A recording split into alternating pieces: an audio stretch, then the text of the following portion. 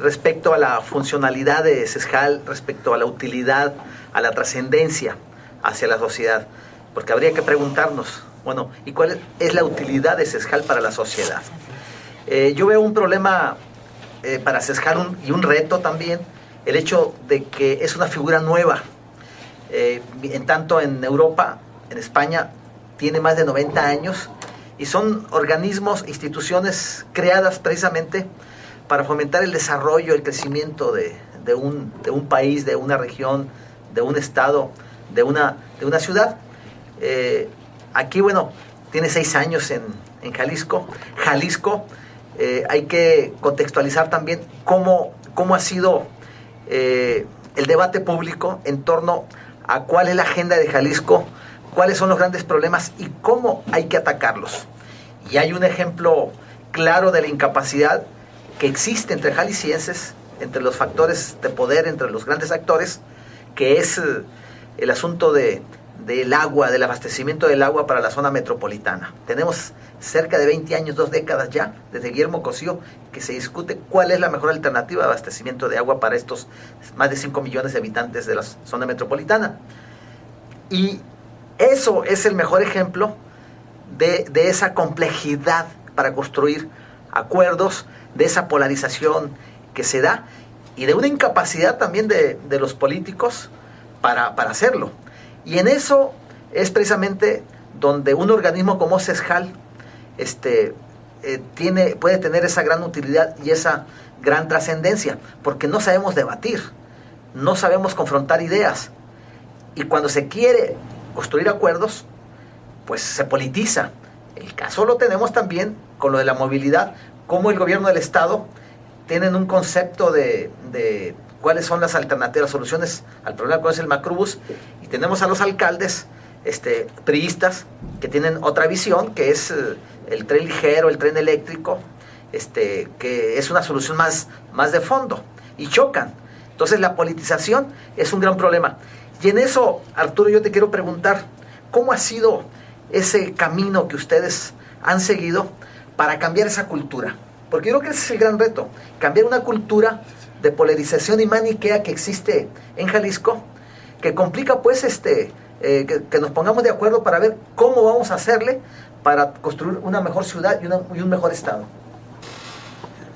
Sí, mira, yo creo que la sociedad organizada, como puede ser este modelo en Sesjal, como son los colegios de profesionistas, otro tipo de organizaciones, nacen ante la necesidad que se tiene de que los problemas por su magnitud han rebasado las capacidades institucionales y económicas de los gobiernos.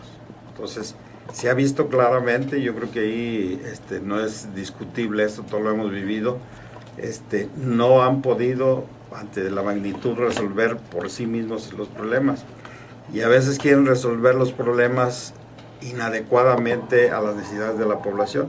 Finalmente, cualquier acción gubernamental tiene una repercusión en la vida de todos nosotros y en nuestros niveles de desempeño como ciudadanos.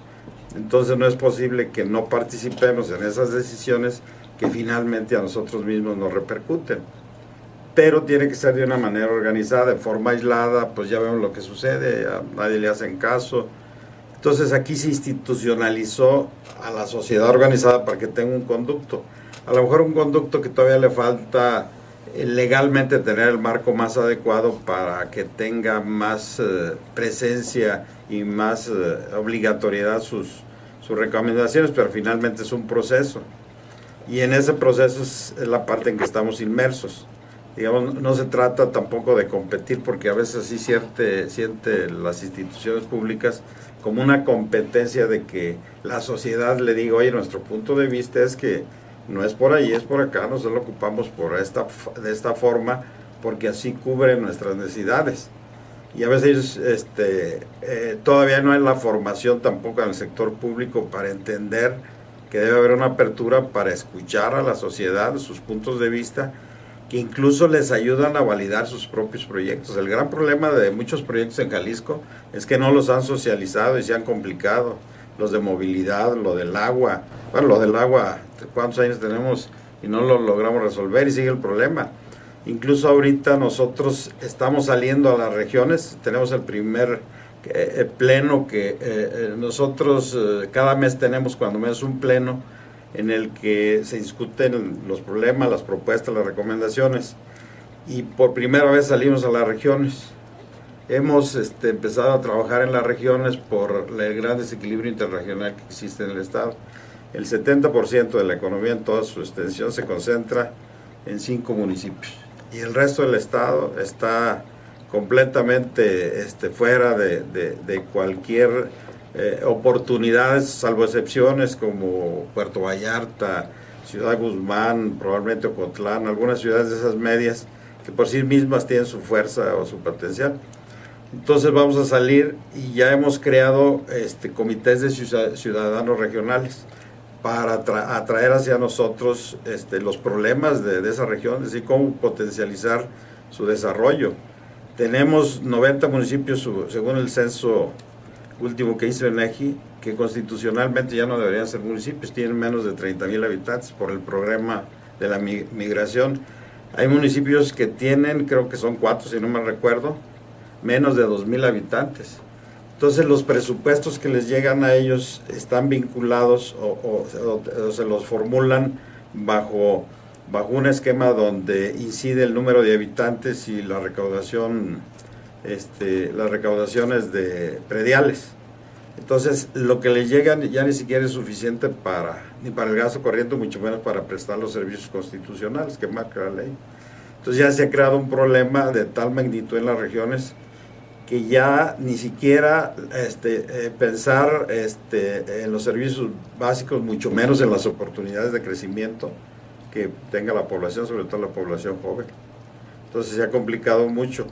Y precisamente hablando de lo del agua, nosotros al hacer el primer diagnóstico de Gran Visión que estamos viendo, nos manifestaron ahí una tremenda inquietud en esa región sobre el canal, el nuevo acueducto que están construyendo, que tiene la percepción, las autoridades de la región y la misma ciudadanía de la región, que van a sacar más agua a Chapala. Por una lógica elemental, ¿verdad? Pues si el problema es de fallas de evaporación y de conducción, pues ¿por qué no arreglas el que existe, que saldría más barato? Están haciendo otro, pues para ampliar la capacidad de agua. Esa es la percepción que tiene la ciudadanía, y no tiene, ni siquiera las autoridades municipales tienen el conducto de fuerza suficiente para plantear un problema. Y ese tema, Arturo, lo va a tocar CESJAL, lo va a analizar CESJAL. Ahí en la región. Y va a emitir su opinión. Su recomendación sobre el tema. Si es pertinente construir ese segundo acueducto o no es una decisión. Ya lo están construyendo. Ya lo están construyendo.